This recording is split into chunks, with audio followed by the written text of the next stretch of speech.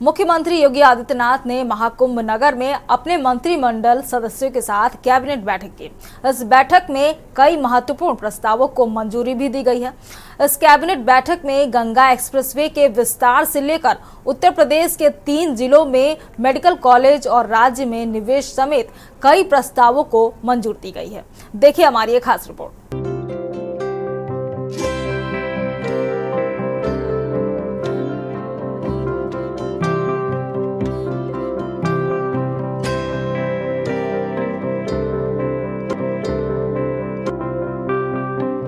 Cabinet बैठक में इन प्रस्तावों पर लगी मोहर।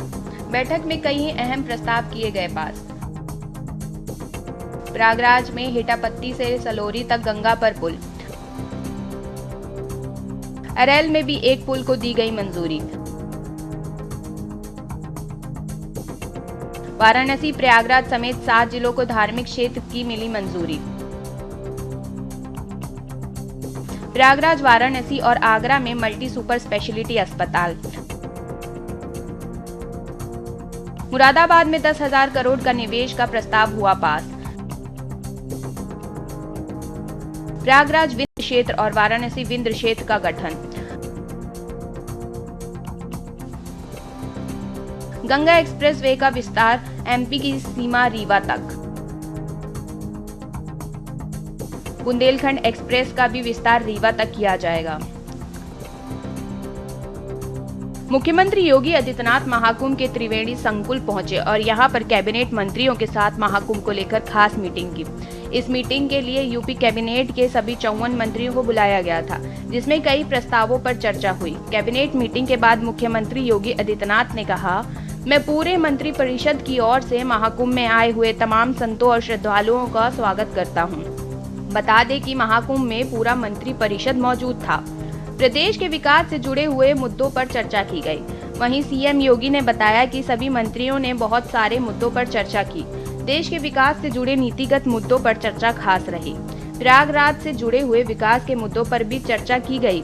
खास तौर पर यूपी के एरोस्पेस और डिफेंस से संबंधित जो भी पॉलिसी है उसे नए ढंग से लागू करने पर चर्चा हुई। सीएम योगी ने कहा, जो निवेश प्रदेश में हुआ है और कुछ नए निवेश के प्रस्ताव यूपी में आए हैं उन्हें लेटर जारी हो रहा है। मिर्जापुर में 10,000 करोड़ का निवेश है। युवाओं को स्मार्टफोन और टैबलेट देने की भी व्यवस्था को लेकर बात हुई है। नए मेडिकल कॉलेजों के निर्माण को लेकर भी बात हुई है। प्रदेश के अंदर डायरेक्टरेट अभियोजन की सहमति दी गई है। प्रयागराज, आगरा और वाराणसी में 3 जरूरी म्यूनिसिपल कॉर्पोरेशन हैं, उसके बॉन्ड जारी होंगे। सीएम योगी ने कहा, अभी तक लखनऊ और गाजियाबाद के हुए थे, जिससे अच्छे नतीजे आए। वहीं सीएम योगी ने कहा, वैश्विक मंच पर प्रयागराज छाता हुआ दिखाई पड़ रहा है। प्रयागराज में सुपर स्पेशलिटी हॉस्पिटल के लिए बॉन्ड जारी होगा। प्रयागराज के महाकुंभ को ध्यान में रखकर इस पूरे क्षेत्र को एक सस्टेनेबल डेवलपमेंट से जोड़ने की तैयारी है।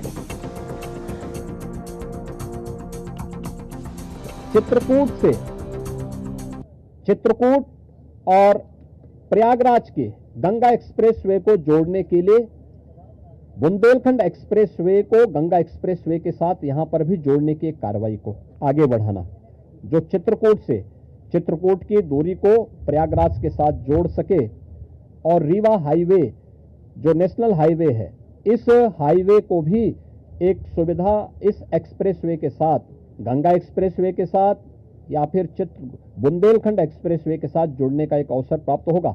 तो ये 2 महत्वपूर्ण के साथ साथ प्रयागराज की अपनी आंतरिक चैलेंजेज हैं, ट्रैफिक के चैलेंजेज हैं, और इसमें हम लोगों ने अभी से यहाँ पर पहले आदरणीय प्रधानमंत्री जी की प्रेरणा से भारत सरकार के राष्ट्रीय राजमार्ग विभाग ने लखनऊ रायबरेली होते हुए प्रयागराज की दूरी को बहुत आसान किया है, जिसमें गंगा नदी पे एक 6 लेन का ब्रिज भी बन रहा है। इस समय हमने उसकी एक व्यवस्था स्टील ब्रिज दिया है इस पूरे महाकुंभ के दौरान, जो प्रॉपर रूप से कार्य कर रहा है, लेकिन वह नया ब्रिज भी समय रहते हुए कंप्लीट हो जाएगा।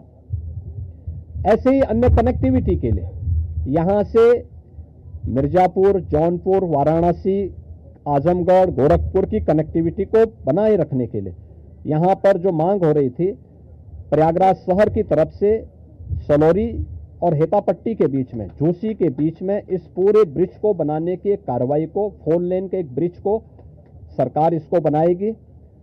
दूसरा, रीवा की तरफ से और जो आपके अरेल की ओर से जो यहाँ पे प्रेशर है यमुना जी के ब्रिज पे, सिग्नेचर ब्रिज आज से 20 साल पहले बनकर के तैयार हुआ था। आज यहाँ पर उसकी दृष्टि से बहुत महत्वपूर्ण आवश्यकता यहाँ पर है कि उसके पैरेलल एक नया ब्रिज बने। योगी ने मंत्रियों के साथ लगाई डुबकी। आपको बता दें कि बैठक के बाद सीएम योगी और 54 मंत्री अटेल घाट से स्टीमर के जरिए संगम पहुंचे। रास्ते में साइबेरियन पक्षियों और मछलियों को योगी ने नमकीन खिलाई। इसके बाद संगम में योगी और सभी 54 मंत्रियों ने स्नान किया। संगम में डुबकी लगाने के दौरान यूपी कैबिनेट आस्था के सरोबोर नजर आई। वहीं स्नान के दौरान सभी मंत्री प्रसन्नता से भाव डूबे हुए थे।